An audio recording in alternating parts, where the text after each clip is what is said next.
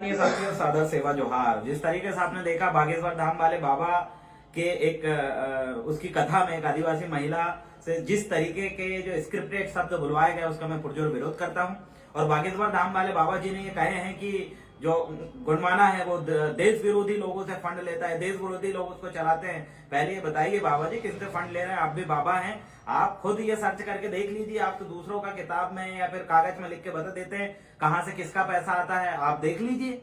और जिस तरीके का शब्द आपके द्वारा वहां बोला गया और जिस तरीके से दादा हीरा सिंह मरकाम जी के खिलाफ कमेंट्स किए गए, इसका हम पुरजोर विरोध करते हैं। वो जो महिला नादान है उसको कुछ पल्ले पड़ा नहीं है, कई दिनों से वो घर से बाहर है। उसके परिजनों का कहना है कि वो घर से झगड़ा करके गई है। ऐसी महिला के माध्यम से इस तरीके के वेतों के बयान और वेतों की गवाही आपने जो आपकी कथा में करवाई है, ये इसका मैं पुरजोर विरोध करता हूं। और आपके द्वारा बोला गया कि हम ठटरी बांध देंगे। देखिए मध्य प्रदेश के अंदर 22% से ज्यादा आदिवासी है। आप आदिवासियों की ठटरी नहीं बांध सकते। जिस दिन आदिवासी अपने में आ गया तो याद रखिएगा, हम लड़ने में किसी से पीछे नहीं है। हम आपका सम्मान करते हैं, आप किसी एक धर्म के प्रतिष्ठित बाबा हैं और हम आपका विरोध नहीं करना चाहते। लेकिन इस तरीके की चीजें अगर आपके उसमें कथे में आएगी, इस तरीके के आदिवासियों की संस्कृति और उनके अस्तित्व संबंधित बातें अगर आएगी तो इसका कोई भी बर्दाश्त नहीं करेगा। आदिवासी समुदाय अपनी मूल संस्कृति, अलग पहचान, अलग बोली और अलग उनके टोटमिक कल्चर, गीत, संगीत, इन सारी चीजों के लिए आदिवासी समाज पहचाना जाता है। और उसको बचाने के लिए, उसको संजोए रखने के लिए वो दिन रात मेहनत कर रहे हैं। हम लोग भी कर रहे हैं, गुणमाना भूमक संघ भी कर रहे हैं। वही भूमक संघ जिसको लेकर आप अभी वो बोल रहे हैं कि कौन गोंगो करता है। याद रखिएगा, आदिवासी समुदाय के जो पूजन पाठन है, उनकी टोटमिक व्यवस्था है, जो हमारे में जो नार भूमिका है, जो गोंडी भूमिका है, वो इस बारे में सारी चीजें जानते हैं। और आपका कहना है कि ये कौन करने लगा कथा, ये कौन करने लगा पूजा, ये इतना नादान वाला शब्द आपके द्वारा जो बोला गया, इससे पूर्व आप जानकारी निकाल लें। गुणवाना आंदोलन क्या है, दादा हीरा सिंह मरकाम जी क्या है और गुणवाना पार्टी क्या है। आप इस तरीके के वेतों के बयान या बयानबाजी करने से पूर्व आप जरूर सोच लें। और पूरा का पूरा मध्य प्रदेश और पूरे देश का जो आदिवासी समुदाय है, जो बहुजन समाज है, वो आपके इस तरीके का, इस वीडियो का, वेतों का बयान का हम खंडन करते हैं, विरोध करते हैं। और बहुत जल्दी मंडला जिला मुख्यालय में हम सभी साथी एकत्रित होकर इस संबंध में विरोध प्रदर्शन करेंगे, ताकि आने वाले समय में किसी की भी इस तरीके की वेतों के बयानबाजी और इस तरीके के कटाक्ष करने की हिम्मत ना हो।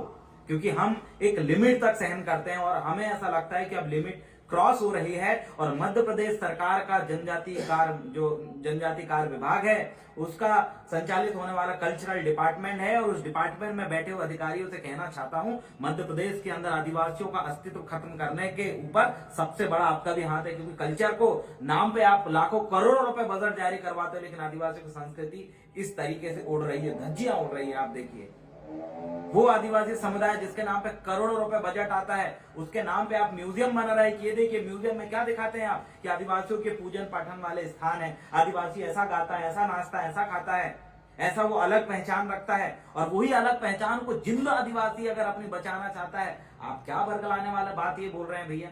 देश विरोधी लोग हैं, गुणमाना को चलाने वाले ऐसे लोग हैं। दादा हीरा सिंह मरकाम जी को लेकर इतनी भद्दी टिप्पणी उन्होंने करे कि उल्टा पुल्टा कर रहे हैं। दादा हीरा सिंह मरकाम उल्टा पुल्टा नहीं कर रहे हैं। बेस्ट सिटीजन ऑफ इंडिया का अवार्ड उनको मिल चुका है, कई सारे अवार्डों से सम्मानित है। उनका मुट्ठी भर चावल 10 रुपए वाली जो चीजें थी, जो विकास का उन्होंने जो फार्मूला दिया था, गवर्नमेंट ने कई सारी चीजों को अपनी योजना के रूप में इम्प्लीमेंट किया है। उनके खिलाफ इस तरीके की टिप्पणी करना ये हमारे लिए बर्दाश्त के बाहर है।